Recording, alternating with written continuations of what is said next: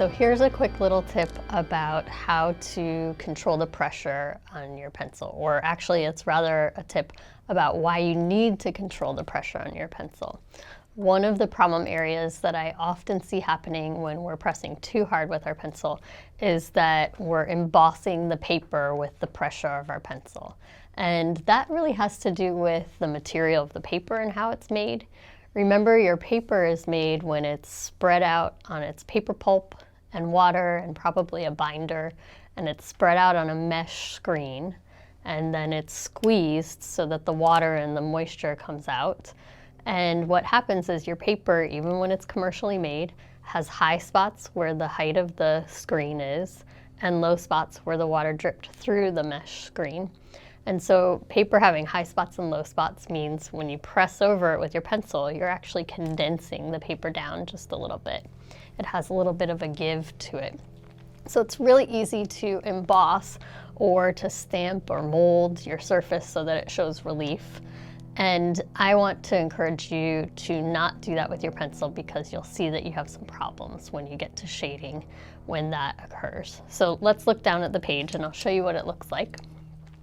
So here you can see that I've drawn a pyramid. I used a ruler, and commonly you will find that when people are using rulers, they're pressing really hard to make sure that the ruler doesn't slide this way. But what happens is you're pressing with your drawing hand as well, and you're pressing too hard so that you're getting a really dark line. Now, it's fine if you're just going to draw an outline and you want to remain that dark so that your viewer can see the image. But then when we go to shade, you'll see that what I've done on this midline is I actually erased the line. Let me move this one out of the way so you can see. I erased my outline because I don't want a dark outline when I'm shading. And what happens is as soon as you erase your outline and then go to shade in, and I'm usually using a softer pencil, let's see, for my shading, what you can do is you can shade over that line and you can see where the embossment happens. So a white line is emerging where my outline was.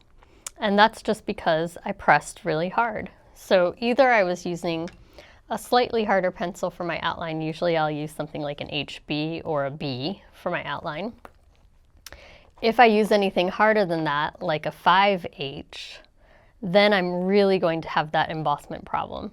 So I tend to use an HB or a B for my outline, and I want to press really light. And then when I erase, I won't have that embossment. So the idea is that if I switch to my HB, and let's do a pyramid, and if I press just light enough, you might not be able to see the line very well at home because of the camera situation that we have in between us, but hopefully when I erase and draw my shading over that with my, this one is an 8B, now when I shade over that, there's a little tiny bit of a catch, but you can't actually see where I did that outline. Now, I'll still need to retain that outline for my form, but I can do that with the value. I don't need to do that by having a dark outline or a white space. And we really don't want to do that with that embossed space, because that's just going to make it look like there's an additional plane, or you purposefully left that and it just doesn't look very convincing. So hopefully that's a really short tip. Remember, you can watch my videos about grip and pressure on your pencil, how less is more, and how to draw the lightest values with any pencil.